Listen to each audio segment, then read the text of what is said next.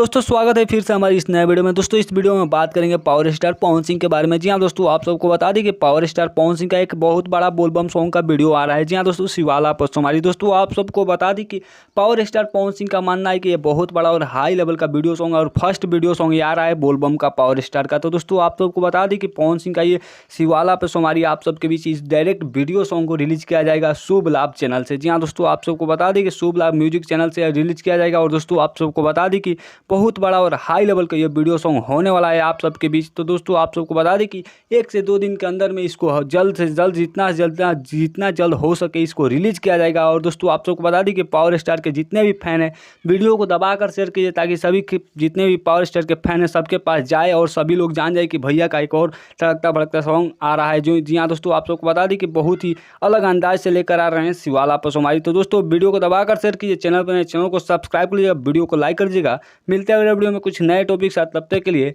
Jai Hind, Vande Mataram, Tata, bye bye.